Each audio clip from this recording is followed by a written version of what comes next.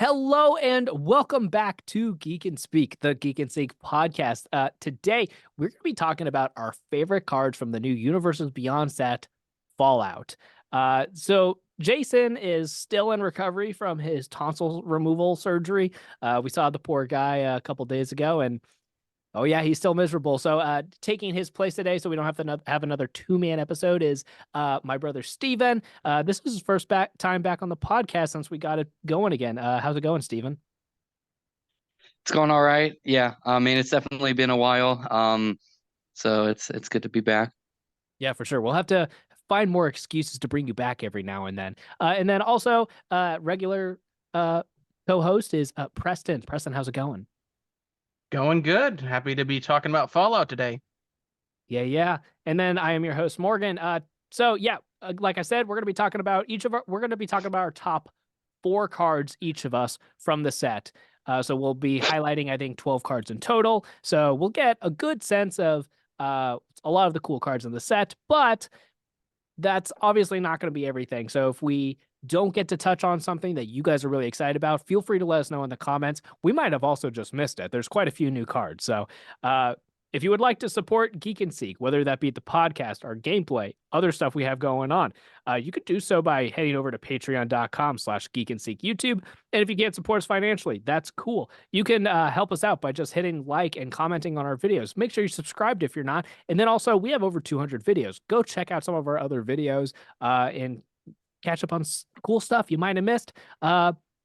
Jason, Jason's still editing, even though he's not here. Jason, go ahead and bring up the comment of the week. I mentioned this last week. There was a very nice comment that someone left on, I don't remember which video it was. I think it was the end step where we were talking about Jason's decks after we had just played them. And someone they left a very nice comment to Jason saying, hey, it was, you inspired me to build a Thalisse deck. And I think that's really cool because Thalisse is a underplayed commander. So it's cool that even though we're a very small YouTube channel in comparison, we do have at least a little bit of a positive impact in people's lives. And I think that's nice. So let's go ahead and hop into some news. MagicCon Chicago just happened a few days ago as of the recording of this podcast.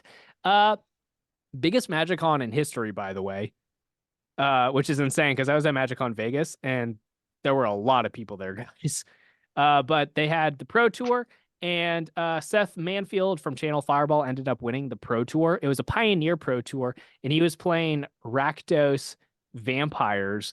I have a link in our show notes that Jason can pull up the deck list or so. But the deck is actually kind of interesting, and I want to get your guys' thoughts on it. So it's actually the shell of the deck is just the Rakdos mid-range shell. Like there's Sheoldred, Duress, Fatal Push, Thoughtseize, Fable the Mirror Breaker. Like it's just the cards that the mid-range Rakdos piles play. But then they just added the 3-mana Sorin that lets you cheat vampires into play. And then it's playing the new 6-mana vampire from Murders at Karlov Manor, Vein Ripper. So it's like using Sorin to cheat Vein Ripper into play. And then just accidentally, a lot of the Rakdos mid-range creatures are just vampires already. What do you guys think about this deck? I think it's funny because it's a deck that's already existed, and they switched out like 2 cards, and it's kind of another deck. What do you guys think about this deck? I think it looks pretty fun. Like a deck that happens to accidentally be typo. Like that's always a fun thing when you do that on accident. Yeah, Steven's in that right now with building one of his commander decks. What just to tie it in, because I know Steven doesn't really pay attention to pro Magic, but Steven, just to tie in a similar story, you're building a new deck that, like, it started off as one thing but slowly became something else just on accident because you thought it was going to be cool. Right. So, excuse me. I ended up building a Zalatoyak deck, Zalatoyak, the Smiling Flood, and I've played with it a couple times, and I was like, I really like the deck. It's really fun, and I thought about, and then when I saw the Fallout pre-con, I saw a lot of the cards that would be good that would make good additions to my Zolotoyak deck, and I was like, oh, this card would be really good. This card would be really good. And then I ended up thinking, I was like, what if I just add black to the deck? And so I was looking at different commanders, and I ended up so I think I'm gonna take Zolotoyak apart kind of and make a oh, how do you say it? Zexara? Is that how you say it? I think so. It's the Sultai X spells Hydra. Yes. So so it's still kind of on theme with like counters and stuff, but it's also like kind of a Hydra tribal deck too. And I wasn't like meaning for it to happen that way. So now like a lot of the cards are like they have X and it's converted mana cost, and a lot of the creatures end up being Hydras. Just on And because um a lot of the creatures enter with X11 counters on it, they still have counters on it, and so I think Zolotoyak would still be good in the deck. Yeah, so I just thought, well, so first of all, congratulations to Seth Manfield from Channel Fireball for winning the Pro Tour. But I just thought it was interesting. Like I kind of wonder, are there other opportunities to do stuff like that in these pro formats where you could take a deck that exists and switch it just a little bit, but all of a sudden it kind of plays differently now? It just, to me, that just seems fun and interesting. So something to keep an eye out for. The only other piece of news I wanted to hit on this week is at MagicCon Chicago, they gave us previews for basically all of the sets for the rest of the year. And it's a lot, guys. So we're not going to, we could honestly probably spend a whole episode dedicated to spoilers for MagicCon Chicago. We're not going to do that. But I did want to highlight one thing because I know you guys really like this character. They revealed that there's going to be a new cycle of creatures in Modern Horizons 3 that are kind of like from Magic Origins, right? They are creatures on one side, and then they flip over to be planeswalkers on the back. So there's going to be a whole cycle of these in Modern Horizons 3. The one that they revealed is a Johnny. So he's a cat warrior, legendary. When he enters the battlefield, create a 2/1 cat warrior creature token. And then whenever one or more cats you control dies, you may exile it and then return to the battlefield transformed as a planeswalker. That comes in with 3 loyalty, +2, put a 1/1 counter on each cat you control. 0, create a 2/1 cat creature token. And then if you control a red permanent other than a Johnny, he deals damage equal to the number of creatures you control to any target. That mode specifically is pretty sweet. And then -4, each opponent chooses an artifact, a creature, an enchantment, and a planeswalker from among the non-land permanents they control, then sacrifices the rest. So it's a mini board wipe of sorts. Okay, so what do you guys think about the planeswalkers that are creatures that flip into planeswalkers? And then what do you specifically think about this card? I like the idea of it. It definitely opens up to more interesting options because I know you had the Nicol Bolas deck. You know, you had Yeah. I don't remember. I think it's the Ravager. Yeah. So I remember you had that deck, and I thought that was pretty interesting. And so, and Ajani's is probably my favorite planeswalker. So I think it's I'm definitely looking forward to when it comes out. Yeah. What do you think, Preston? Oh, sorry, I was looking at the flip to Johnny and the art. He's ooh, wood. Kind of... But yeah, I think these are definitely a overall more fair version of Planeswalkers, probably having to flip them over by meeting some kind of requirement in the first place. Creatures are more interactable, so you have a better chance to hit them before they transform. So I really like these as Planeswalkers. And this is one of those red-white Johnnies, which is always interesting whenever those happen, since he's normally white or green-white. And that's a pretty good when he flips over. Yeah. You can build a huge board, hit an opponent or one of their good creatures or planeswalkers, or just do a board wipe. That's a lot of options right there. Yeah. Yeah, and since he comes in with the 3 loyalty, all you have to do is +1 him once, and he has enough loyalty to still take 1 damage and then still do the board wipe effect on the next turn. So that's pretty sweet. So this is coming in Modern Horizons 3, so there's the idea that they're supposed to be modern playable, but like there's a ton of stuff in Modern Horizons that's not modern playable. But I know I'm kind of the only of the 3 of us that really plays modern, but I kind of feel like this might have a chance. It says play cat typal, but I don't think you have to because it's a cat. It creates a cat token, so it's gonna be able to flip. And then if you have multiples of these in your deck, then you could probably build up those tokens. The 0 ability on the backside makes a cat token. It seems pretty good. I mean, the main thing that came to mind was like in a cat dog deck. I really wanted to get the Raining Cats and Dogs pre-con. Oh my Secret gosh. Lair one. Yeah. And I really wanted to get it so bad, and I couldn't justify spending that much on a deck at the time. And so I just passed on it, and I kind of regret it. But I think that'd be a good addition to that deck. That's probably true. I mean, yeah. Because you're going to be building a lot of cats and stuff too. So Yeah, and honestly, in that deck, all of a sudden that 0 ability gets real bonkers if you have a lot of cats in your deck. So yeah, that could be cool. Anyway, so we might do maybe next episode. Maybe we'll do an episode where we highlight all of the previews and stuff from MagicCon, but we'll see. We don't know for sure what next week's episode is going to be.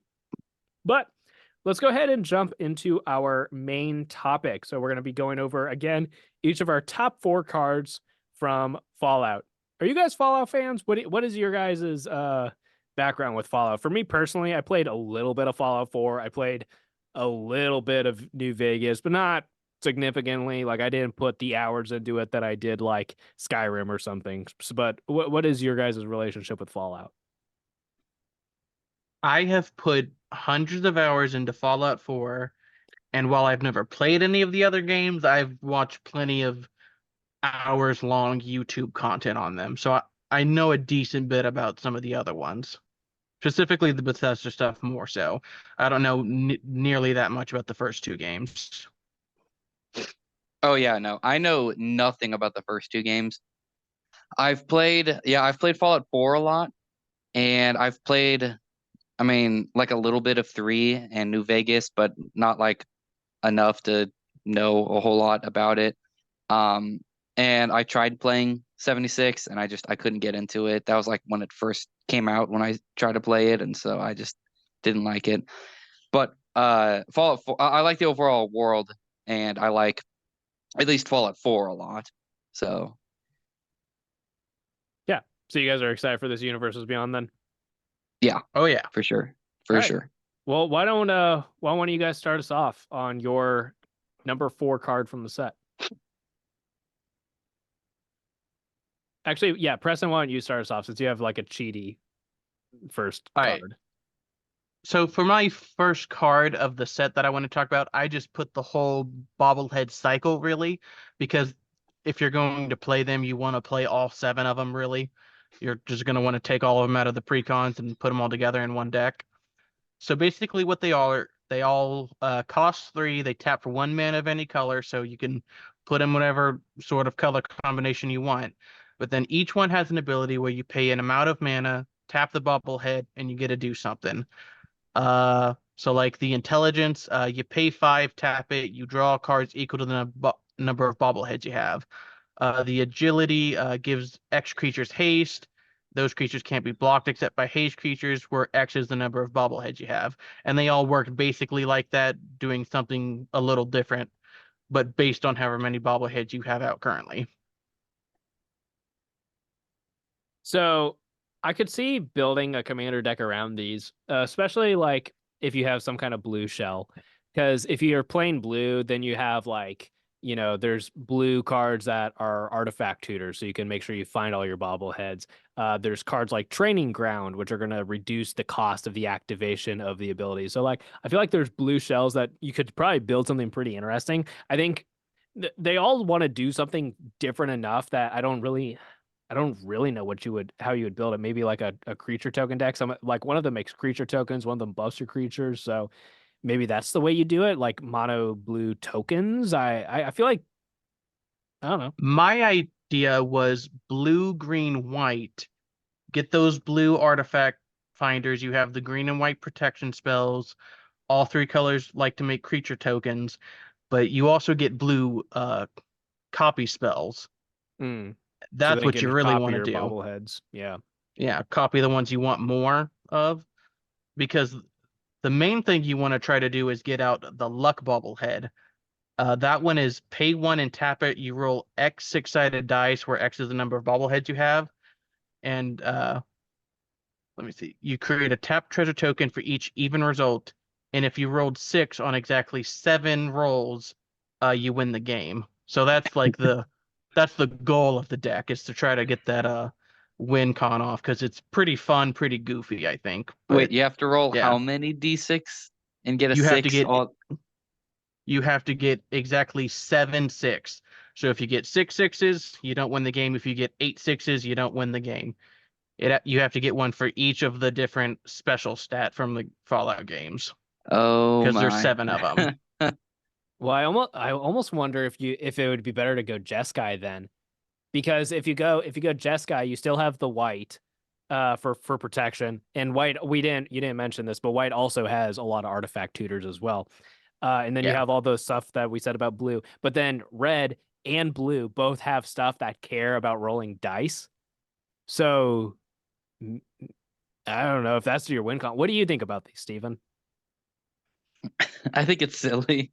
I mean, if you guys want to, if you want to go ahead and build a deck around the bobblehead artifacts, go right ahead. I'm interested to see it, but I personally wouldn't build a deck like that. It's just a little out there for me. But This would definitely be like a 5 power level deck at this. Yeah, yeah, But I right. think it not would be consistent, fun. but cool. Yeah, yeah. I mean, if you If could these pull decks end off up that on Magic win, Online, I might build it. But yeah, if you can pull otherwise, off that win, that'd be hilarious. yeah. Steven, why don't you go ahead and talk to us about your first card? Okay. So my first card is Pip-Boy 3000. It is a colorless artifact equipment that costs 1 generic to cast. Whenever equipped creature attacks, choose 1. Sort inventory, draw a card, then discard a card. Pick a perk, put a 1/1 counter, +1/+1 counter on that creature. Check map, untap up to 2 target lands, and its equip cost is 2 generic. So I really like this card because, well, one, its cast cost and its equip cost are both pretty low, but also it gives you a good amount of options to choose from. It's like, okay, if you need card draw, here's an option. If you want to make your attacking creature bigger, there's that option. If you want to untap more land, there's that option. So it's like I like the different things that it can do and its variety that it has for it being such low costing, if that makes sense. Yeah. Yeah. I don't know how relevant this is, but because it's also 1 mana, it means you can tutor it up with Urza Saga. That's kind of funny. I don't know if that's ever something you would want to do, but you can.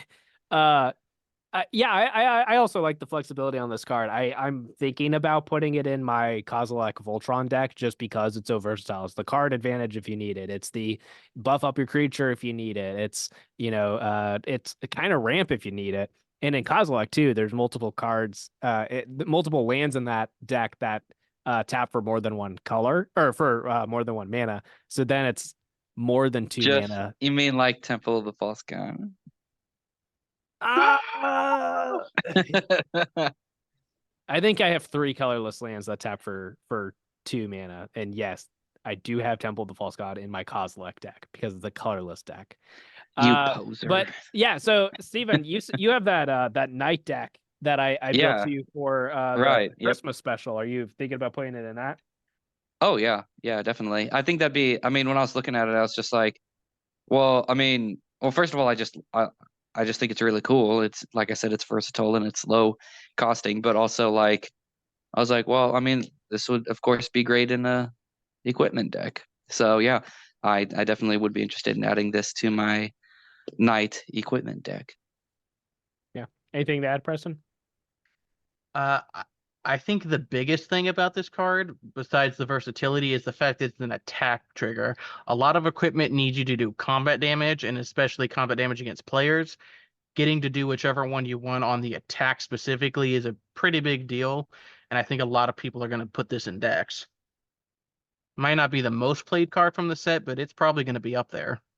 I'd believe that. It seems pretty playable. I think most equipment decks are going to want it. Yeah, the versatility is really, really nice, especially for the low mana investment. All right, so my first card I wanted to highlight is Nerd Rage. I picked this only because of the name. I think it's funny. So for 2 and a blue, this is a aura enchantment. Enchant creature. When it enters the battlefield, draw 2 cards. And then enchanted creature has, you have no maximum hand size. And whenever this creature attacks, if you have 10 or more cards in hand, it gets +10/+10 until end of turn. So it's definitely like kind of win more, right? But if you're playing like blue enchantment, so like if you're playing like Zur the Enchanter or something, or if you're playing like a Voltron build that is in blue, I used to have a Layla deck that was Voltron, so it could go good in there. The if you have 10 or more cards in hand, the creature gets +10/+10. That's a really funny payoff. I don't think that's going to happen very often.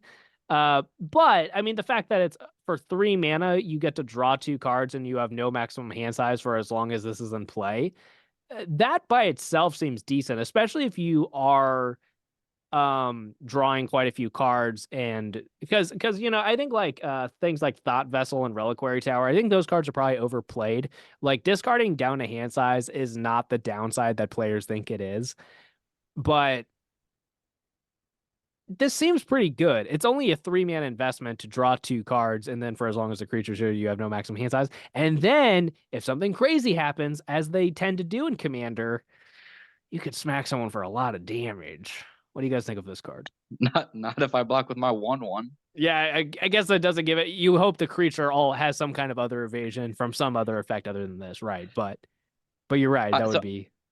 So I agree with you in that. Like, I think it's decent value just simply paying 3 mana to draw 2 cards, and as long as you control the enchantment, you have no maximum hand size. I think that by itself is decent enough as it is. But like, I think also potentially getting the +10/+10, it's like, yeah, I can't see it happening really, but like, I mean, it's funny though. So yeah, I don't see that happening very often, but I can dream. Okay, what do you think about it, Preston?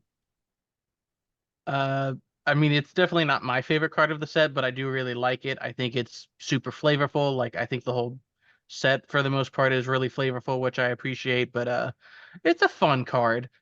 Gonna be good in your mono blue deck. Your That's a good point. a Temses deck or whatever it's called. I might need to put it in there. That'd be funny. Preston, why don't you go ahead and walk us through your number 3 card? Next up, I have Rose Cutthroat Raider. Let me pull that up.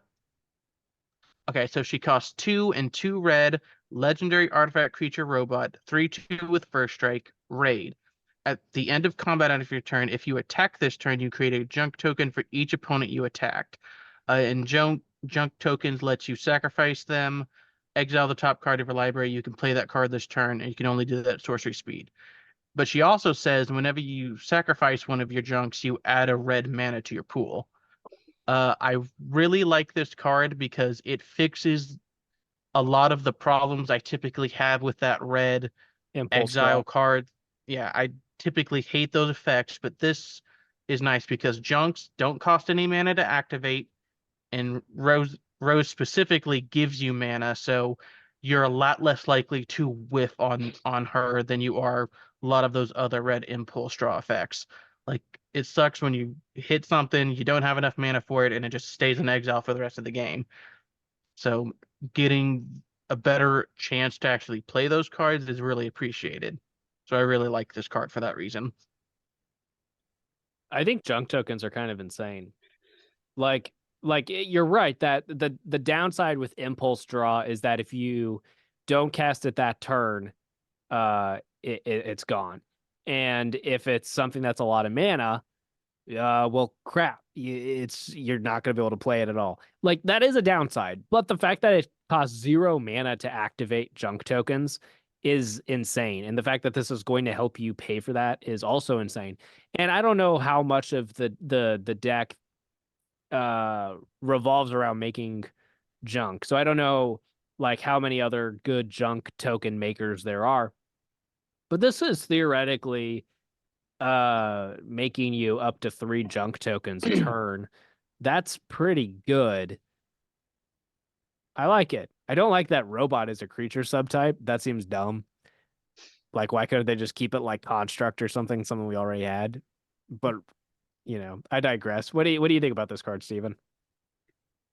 Well, I don't like the impulse draws. I don't know if I have any of those kind of cards in any of my decks, because I mean, yeah, that's such a feel bad when you like, okay, I'm gonna exile these cards and I can't cast any of them. All right, like I would rather just draw cards, and that's I think that's a big reason why red. I think red is overall, or it's tied for my least favorite or my least played color, but that's because it is my least favorite color. The card draw in red is not great. That being said, being able to do it, because with junk tokens, being able to do it for free is pretty sweet. So that does help at least a little bit for red. So that's good. That's something that I think red needs. Well, especially if your curve in your deck is on the low side, you have a decent chance of actually being able to cast those cards that you're exiling, especially because, like we said, the junk is with a rose in play, you're getting mana off of sacking the junk as well. So that makes it a lot better as well. So yeah, I could see playing this. I know that every time we see a card like this, we're like, oh, it's good in Prosper. I actually don't think this is good in Prosper because, even though junks would be good in Prosper, junk, you would have to build like a Prosper junk deck, This card's sweet, though. All right, Steven, why don't you walk us through your second card? Yeah, so my next card is Cathedral Acolyte.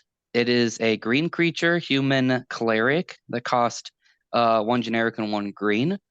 It's power and tough. It's a 1/2. It says each creature you control with a counter on it has ward 1 generic, and you can tap Cathedral Acolyte to put a +1/+1 counter on target creature that entered the battlefield this turn. And so, like I was saying with a little bit earlier with like my counters deck, I think it would have been a great addition to Zalatoyak, and I think it'd still be a great addition to the Zexara deck that I'm gonna be building now. Again, most of the creatures I have in the deck will be Hydras, and thus will enter the battlefield with a certain amount of +1/+1 counters on it. So pretty much almost every creature will have +1/+1 counters, and this gives certain protection for all of them, and could potentially, little by little, beef up some of them. I mean, it's low mana costing, and I just think it's a good card. Good card if you're playing really with any kind of counters when you're playing green. I think it's a really good card. What do you think, Preston? Yeah, this isn't like the most exciting card ever, but that's a very strong effect. Getting to put ward on everything that has counters on it, and especially if you have like a token deck that goes wide, that second ability is going to get gross pretty fast. That's a good point. Oh, yeah. There's that. You create a bunch of tokens, and then you tap that, and you're like, all right, now everything gets +1/+1 that enter the battlefield. I agree that it's probably not objectively like one of the better cards in the set, but it's like it's pretty sweet. And I mean that's why it's like not like my number 1 or anything, but it's pretty sweet. I didn't even think about the token idea, because I was thinking like, okay, creatures with counters get ward 1. Okay, that's sometimes gonna work out okay, right? But most of the time it's like, oh no, my path to exile is now 2 mana instead of 1. Like it's not that big of a deal. But the fact that you could buff up your creatures that quickly in a go wide deck is actually, that's a good point I hadn't thought about. Like if you okay, on the end step before my turn, I'm going to tap out, secure the waste, and then tap this to make them all 2/2s now. Mhm. That actually sounds kind of spicy. There is a land that kind of does the same thing. I can't remember what it's called, but it's like a colorless land. You can tap it for a generic, or you can pay Simic and tap it and put a +1/+1 counter on each creature that in the battlefield this turn. So This is a lot more efficient. this is definitely more efficient because you don't have to pay anything. Like you can just tap it. So it's also a human, it's pretty sweet. which means that like specifically the go wide human decks are also going to like it. Just something worth noting. All right. So my number 3 card is Electrosiphon. This is a instant for blue, red, 3 mana total. Counter target spell. You get an amount of energy counters equal to its mana value. This is like, I thought of this as like a bad mana drain, right? Mana drain is blue, counter the spell. You get colorless mana equal to its mana value. This is like the bad version of that. But like for an energy deck, that's pretty good. You're going to have stuff to use that energy for. So I have an energy counter deck. And currently I have Atraxa as the commander.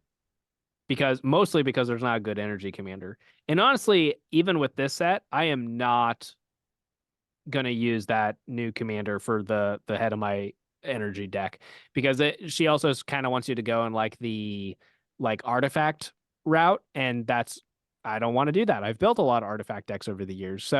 But there are cards in that deck that I do want for my energy deck. And so I'm going to find a way to make it a 5-color deck. I don't know who I'm going to have as the commander. I'm going to find a 5-color energy option so I can run cards. Well, there's a lot of old energy cards like from Ether Revolt and Kaladesh that I would want to run if I can add red. But Electrosiphon specifically seems really sweet. Just because, a lot of the times you're stopping a board wipe, right? So you're getting like 4 to 6 energy. That's not bad. But there are also the higher rolls where someone's like trying to drop an Omniscience, and well, now I get like 10 energy, So like you need your counter spells anyways if you're playing blue, just for the protection. But in an energy deck specifically, this card's kind of insane. Yeah, I was gonna say yeah, it's good, but it's only good if you're playing energies. If you're playing energies, it only goes in the one deck. Right, yeah. I mean, it's good in that deck. Outside of it, it's like, why would you put it in, Yeah. But I like cards like that. I like cards that they exist, but it's only for this one deck. It's not like an Uber staple or anything. I almost prefer that. So did you have anything to add, Preston? The one thing I don't love about it is the 2 blue and a red. That's a little tricky to get off sometimes and to specifically hold up. I don't love that. I think it could have been a red, a blue, and a generic, probably. Make it a little easier to cast, especially since it is so niche. But otherwise, yeah, I think it's fine. Yeah. Good for the decks that want it. Yeah, I think my energy deck is who knows? If I really am going to make it a 5-color deck, then I'm going to have to rethink the mana base. So that's something I'll have to keep in mind. But I think the deck already is fairly blue heavy, so maybe it won't be that much of a downside. I'm not sure. But Preston, why don't you go ahead and talk to us about your number 2 card from the set? All right. It's everyone's favorite Fallout character, Preston Gravy, the Minuteman. He's a 4/4 legendary creature human soldier. Oh yeah. Fallout fans love Preston. So he costs 2, a red, a green, and a white. And he says, at the beginning of combat on your turn, you create a green aura enchantment token named Settlement attached to up to 1 target land you control. It has enchant land, and enchant land has you tap it for 1 mana of any color. Then he also has, whenever he attacks, you get to untap each enchanted permanent you control. So I really like this card specifically. I want to maybe try to build around him with creatures that have good tap abilities, and then obviously put enchantments on them, some auras, and then also the land auras that, like, whenever you tap those lands, you add mana. That way, you get multiple mana, multiple times each turn, and you get to tap your creatures each turn. So I'm really excited about potentially building him at some point. Does that So- ability, the untap ability, does that include with enchantment creatures? Yeah, Enchanted any permanent. permanent. Yeah, any permanent that's enchanted. So that also be really good in an enchantment creature deck. Because then you can just I don't think untap them. so, because it has to be not the creature is an enchantment. It has to be enchanted. Now, if you're Yeah, like those are doing like different. like if you're doing like a Okay, go well, wide okay, aura that deck or was something, that then was what I was asking then, I guess. okay. Oh, Like if that apply. Okay, never mind. Well, but that's still good because it's still a great card because it helps you fix mana. And then I mean, well, then again, if you're casting a 5 mana, 3 colored creature, you're probably already there. But yeah. But it's still pretty cool. And then still being able to untap it. I mean, that's that card almost made my list too, just because it's just really good. I mean, I like the design of it. It seems neat, but I'm not sure why. Because I mean, it almost seems like maybe big mana is what you do with it, but it's a 5 mana commander in 3 colors, like Steven said. So like you're already there. If you're at the point where you're getting this down early enough and you're getting to use its ability, you're almost better off like doing something else with that mana. So I like the design of it. I think I'm just not convinced on why build it, as opposed to a lot of other like big mana or even like even other like enchantment builds that exist. So yeah, I don't know. Seems okay. well, that's why I wanted to specifically do the creatures that have good tap effects. Yeah. That's what I think would be really interesting. But yeah, the lands themselves, if you fixed enough to get them out, you probably don't care that much, but it can be nice to not have to like count out the specific colors sometimes. I think it would be funny if there was some kind of way that you could do that to your opponent's lands. Like, because he's like, it's like settlements, right? So you're like going out and creating settlements and other lands. It would be funny if you could do it I don't know what you would do, but if you could do something to your opponent's lands, like maybe you gain control of them for a turn, or well, maybe so it's like if it's your turn, you get this land with the settlement from your opponent, but then they get it back on their turn or something. That something like that would be kind of fun and interesting, but I don't know. Steven, why don't you go ahead and talk to us about your number 2 card from the set? My number 2 card is Inventory Management. It is an instant that costs 1 red and 1 white.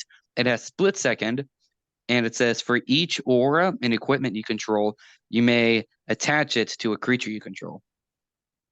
So again, in any aura or equipment deck, like this card is bonkers because you could be like, okay, I'm attacking you with my 2/2, and then someone's like, okay, I take it, and then you're like, psych, I'm gonna instant speed this card and attach all the equipment and enchantments I control, and you take 23 damage now. You know what I mean? I mean, it's just like in any like this is just great in any aura equipment deck with these colors. I mean, it's again, I was thinking about Which is it a lot of for them because this is the aura equipment. right, yeah. So I mean, so I was just thinking like for like as upgrades for my Sir Gwen deck, like it's just a great card. I was just like, wow, this is really good. And it has Yeah, split second. yeah, the split second is what gets me here, because there are cards that sort of will do that. Like there are cards that can let you move equipment around, maybe even some that do it at instant speed specifically. Like there are ways to do that without having to sink a bunch of mana into it. But the fact that this is only 2 mana and it's split second, so people Yeah. they just can't stop it. Like unless they have the counterspell morph creature, unless they have that, which what are the odds? When was the last time you saw that in a game? Like outside of that, they cannot stop this. So if you're swinging with this measly creature, they decide not to block, you cast this, there's Boom. situations where you just kill them there, and they can't Yeah, stop it. potentially. Yeah. And only for 2 mana. Yeah, this seems kind of ridiculous. I like it Yeah, a if you're lot. playing the right colors, this is an auto clued in those kind of decks. It can get you the kill on someone. It can save your creatures by putting on a protection thing. It can make them bigger. It can make them smaller in some niche scenarios where that's important, like the board wipes that hit big creatures. You can move your stuff around to make your stuff smaller. There's a million ways to use this to your advantage if you're playing an artifact or an aura deck in those colors. I think you have to run this card if you can afford it. Yeah. It's only like $5 right now.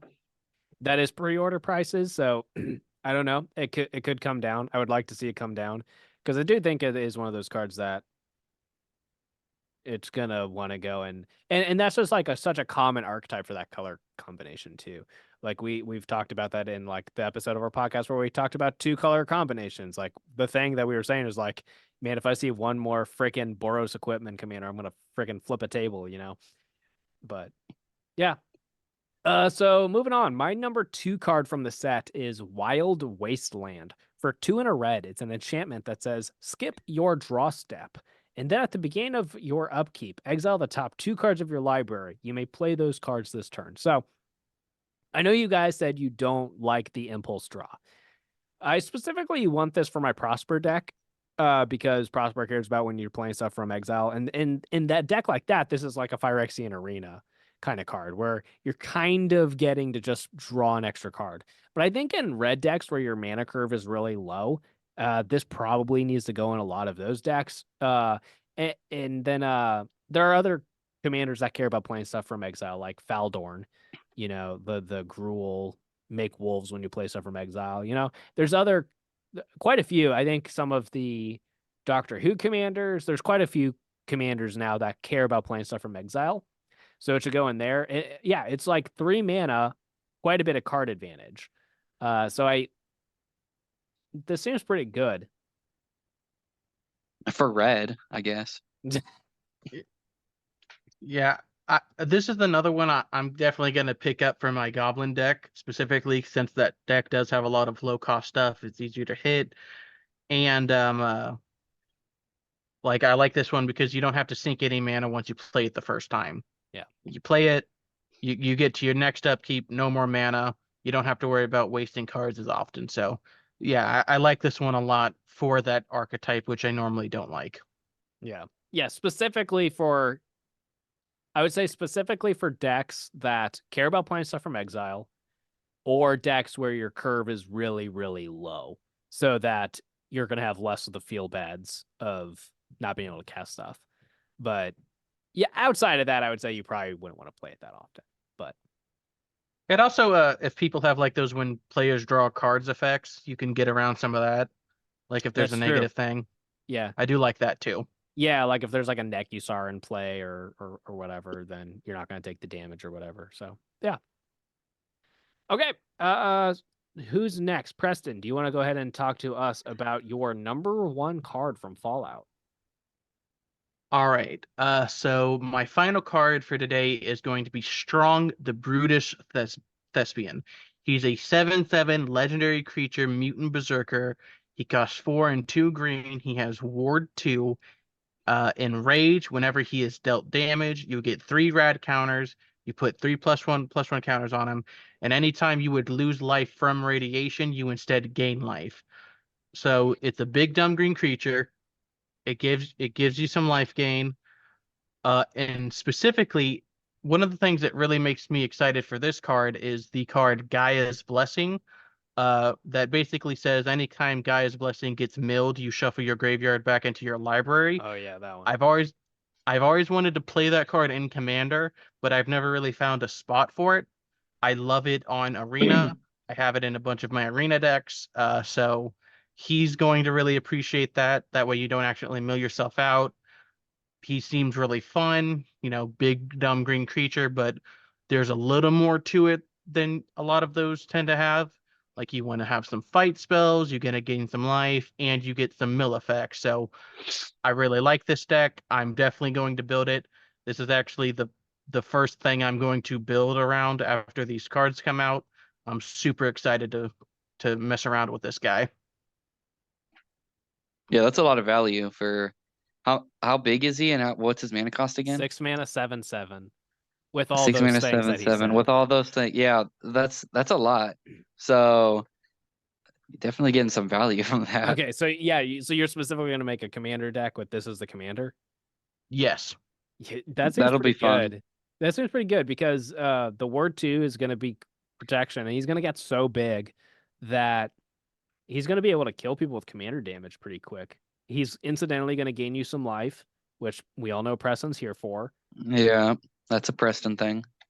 And yeah, with the enrage ability, if you're playing like fight spells and stuff, he's big enough that he's gonna be able to. You could realistically pull a couple off a turn, and he's still alive. Especially because he's gonna keep growing and keep growing and keep growing. And 6 mana, yeah, for a commander is a lot, but in mono green, you know, you have mana dorks, you have rampant growth and cultivate. Like you're gonna get there. So. And there's That a seems few pretty other cool. mono green rad things that you can put in the decks. So I do like that. So he's not completely alone in making those rad counters. Yeah, that's true too. I mean, it would be a lot better because so rad counters is you at your upkeep for each rad counter, you remove a rad counter, you mill that many cards, and you lose that much life. Is that what it is? Hold I on. think you remove the red counters after all that, I think. Okay. Well, it's something specific. Hold on. Let me pull them up. MTG rad counters. All right. So it's during your pre-combat main phase, actually. If Okay. you have any rad counters, you mill that many cards, and for each non-land card, you lose 1 life and you Oh. lose a rad counter. In that case, that actually opens up a lot more interesting things you can do with this because then, especially if you are going to have more cards than just him in the 99 that care about rad, then you could almost do like some kind of graveyard synergies. You know, you can play like the Ramanov excavators, so you can play your lands from your graveyard. You can play like the Eternal Witness to get stuff back from your graveyard. You know, like there's the deck kind of builds itself the more you think about it, Yeah. you know? It seems Wildest cool. Dreams. Yeah. There's probably quite a lot of cool stuff you can do with this. So yeah, I'm excited to see it. I think it'll actually be pretty strong. Steven, why don't you go ahead and tell us? That's funny because his that's name's his name. Strong. Yeah, that's good. Stave, why don't you go ahead and talk to us about your number 1 card from the set? Okay. I think my favorite card of the set is Rampaging Yao Guai. I think I'm saying that right. Sure. It is a creature bear mutant that costs X green. It is 2/2 with vigilance and trample. It enters the battlefield with X +1/+1 counters on it. And when it enters the battlefield, destroy any number of target artifacts and or enchantments with total mana value X or less. So, I mean, you're going to be getting rid of for any, like, I mean, depending on how much mana you pump into this, you could clear away a lot of artifacts and enchantments, especially if you're going against an artifact deck. You're going to basically do a board wipe. And you're also just going to get a decent sized creature out of it. Yeah. I think it's optimal to play it at like X = 2. Because then you're hitting everyone's talisman, you're hitting everyone's signets, you're hitting a lot of utility artifacts. But then I was thinking, like, there are situations where you're going to play this where X = 0. Because then you could blow up, like, clues and treasures and stuff like that. Right, but it's mana value X or less. Oh, so it's like... Yeah, but I mean, no, like... total. It's total mana. So everything you blow up gets added together.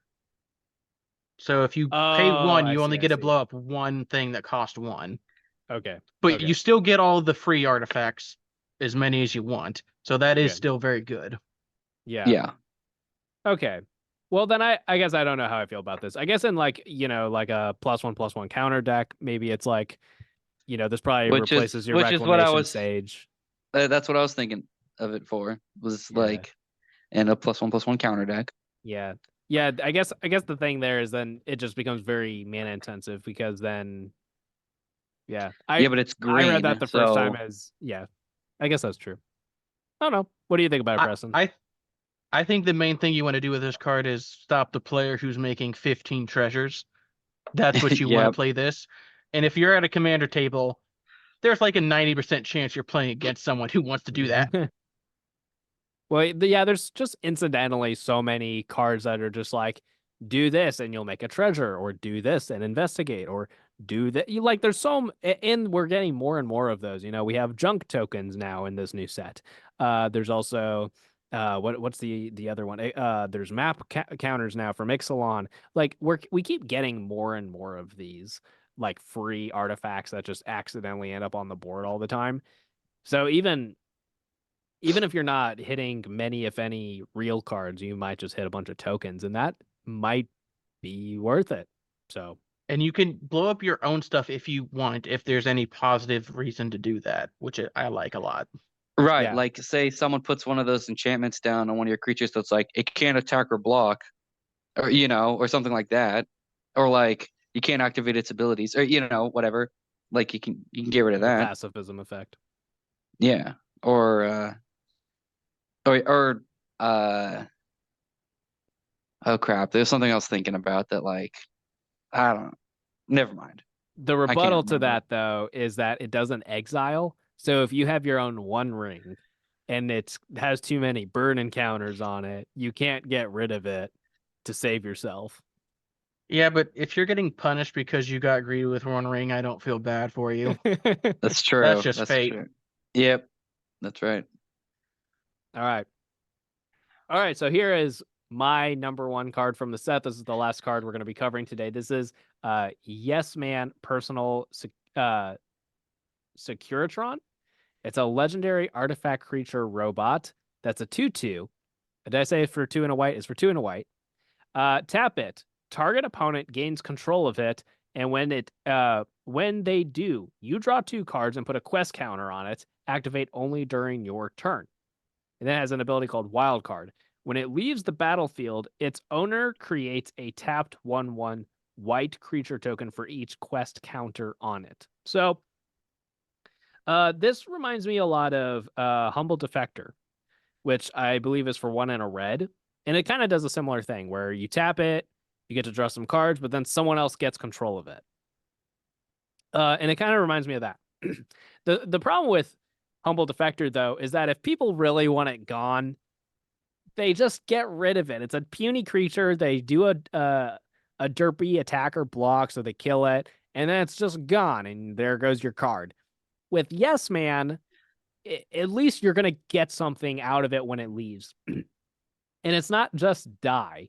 It's just when it leaves the battlefield. So if someone farewells, if someone Path to Exiles it, you still are going to get some kind of return.